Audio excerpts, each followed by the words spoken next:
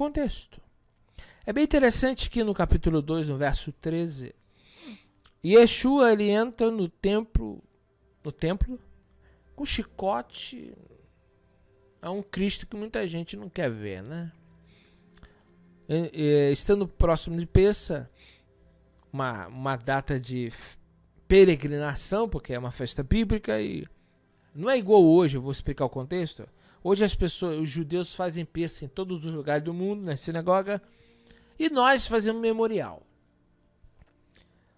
Mas nessa época, os judeus que estavam em todo o mundo, eles se deslocavam das suas terras para ir para Jerusalém. Agora você imagine Jerusalém maior que o Estado de Israel, cheio de judeus para festa. Então imaginemos aí 2 milhões, segundo as informações de Flávio Josefo, numa festa bíblica. Imagina, 2 milhões de judeus, é muita gente, né? E estando próximo da Páscoa dos Yehudim, subiu Yeshua para Jerusalém. Estou falando, mais de 100 quilômetros a distância da Galileia da Galil até Jerusalém. Só de Jericó a Jerusalém dá 30 e poucos quilômetros. Então isso tudo a pé.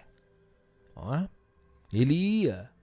Hoje as pessoas nem de carro, de ônibus querem sair, né? Mas hoje o povo é muito fraco, né? Muito fraco. Eu fico vendo o que Yeshua deve pensar dessa geração, né? O que o nosso mestre deve olhar pra nós e falar assim, que povo fresco, né? Esse povo que louva a Deus, eles devem ser, né? Eu fico pensando comigo, o que Yeshua deve achar da gente? De nós, me incluo no nosso meio. Porque nós somos muito fracos. Ele 3 vezes ao ano ia a Jerusalém para cumprir uma fé. Ia a pé andando. Imagine andando 100 quilômetros andando. Às vezes a gente não quer ir na padaria andando, né? Vai de carro, vai de moto. Mas tudo era feito a pé porque nem todo mundo tinha um cavalo, um camelo. Não é? Que era o carro da época, o camelo. Quem tinha condições de ter um camelo, não é?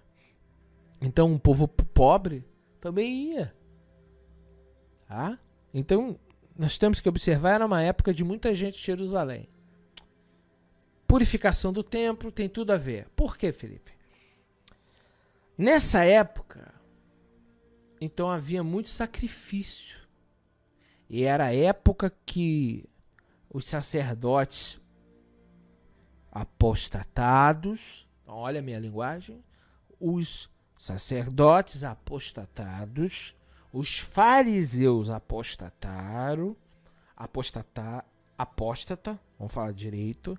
Então, o sacerdote, o levita, ocorrem apóstata, e o fariseu apóstata. Nessa época, uma grande oportunidade para eles ganharem um extra. Ganhar uma graninha, porque a cidade está abarrotada de gente que vai fazer sacrifício após sacrifício. Imagine, irmãos, virou uma máquina de fazer dinheiro, né? Na verdade, Nicodemo já chega elogiando. Olha, Deus é contigo. Ninguém faz isso que você está fazendo se Deus não estiver contigo. Yeshua nem olha pro elogio. Yeshua já vai com as palavras. Ele nem ouve. Ó. Quando o jovem rico foi até ele, mestre bom! Por que tu não tá me chamando de bom? Dá tipo um fora, né? Tá me chamando de bom por quê, rapaz? Bom é um só, que é Yahuwah. Os unicistas nunca vão explicar esse versículo, né? Vão filosofar, nunca vão explicar. Os trinitarianos também nunca vão explicar por que Yeshua disse isso. Porque o jovem rico, mestre bom. Aí Yeshua disse, por que tu me chamas de bom? Que ele... Irmão, vamos usar um pouco o nosso cérebro. Porque tem algumas pessoas que acham que a religião não deixa pensar. Nicodemo diz, Deus está contigo, hein? Tu faz esses sinais, Deus está contigo. Aí Yeshua já chega e diz o seguinte, olha, quem não nascer de novo não pode ver o reino de Deus. O que você entende? O que ele disse em Mateus 7:21. Não é aquele que faz sinais, prodígios e prega e faz grandes trabalhos que é salvo. Isso encaixa nisso aqui. Nicodemo, Deus está contigo, mas Yeshua quer dizer em outras palavras assim, rapaz, se tu quiser ser salvo, cumpre os mandamentos, nasce de novo, viva, largue você vai ter que matar essa natureza velha e vai ter que surgir em você uma natureza nova. Essa velha natureza tem que morrer. E Yeshua fala lá em Mateus 7, a mesma coisa, dizendo que não vai ser salvo quem opera milagres, quem faz sinais. Irmão Felipe não vai pregar, não vai ser salvo porque prega, ou porque fala uma palavra verdadeira, ou porque é uma pessoa que tem, de alguma maneira, ajudado outras pessoas. Irmão Felipe vai ser salvo pela confiança no Eterno, no Mashiach, e por permanecer no caminho que o Eterno designou. Fazer grandes trabalhos, operar sinais e maravilhas não salva ninguém. É o que Yeshua deixa evidente aí, quando ele é elogiado. Yeshua já toca, igual ele tocou no ponto central, quando estava falando com um jovem rico. Quer ser salvo? Cumpra os mandamentos. E Yeshua vai falar com Nicodemos para um príncipe, para um fariseu. Gente, fariseu é como se fosse a denominação religiosa da época mais significativa, importante, que tinha mais cunho de conhecimento, de entendimento, de história bíblica, tinha tudo isso em mãos. Só que quando Yeshua fala isso, vai começar a levar a bessorar a Nicodemos, você observa que Nicodemos não entende, não consegue entender a fala de Yeshua. E Yeshua diz, tu és príncipe? Olha, vamos seguir aqui para ler. Como pode um homem nascer sendo velho? Pode porventura voltar ao ventre materno e nascer a segunda vez? Respondeu Yeshua, em verdade, te digo, quem não nasce da água do Espírito não pode entrar no reino de Deus. Quem é nascido da carne é carne, quem é nascido do Espírito é Espírito. Não te admires de eu te dizer, importa-vos nascer de novo. Aí Yeshua, no verso 9 diz assim, então lhe perguntou Nicodemos, como pode suceder isso?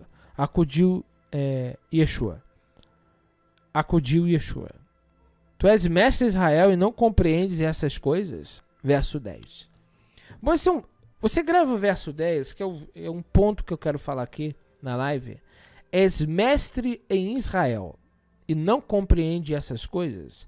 Yeshua tá falando algo, gente, que nós precisamos entender muito isso aqui. Vou ler de novo. Tu és mestre. Mestre, você pode traduzir. O entendimento é alguém que ensina, um professor, alguém que é líder, alguém que tem discípulos, alguém que está apto a instruir, a direcionar o povo na fé. Se um líder não compreende o novo nascimento, o povo está mal. Aí Yeshua vai dizer, tu és mestre em Israel, tu é o quê? Tu é professor, tu é uma referência teológica, e tu não entende isso? É a mesma coisa, você pode pegar essa expressão mestre e colocar pastor, rabino, teólogo, professor de catequese. E Yeshua está falando para quê? Para uma liderança da época dele. Mas se aplicarmos em nós, o que Yeshua está querendo dizer para nós? Tem muita gente que é mestre, que é o apto a ensinar, o apto a mostrar o caminho para as pessoas, que ele mesmo não entende as coisas concernentes ao reino de Deus.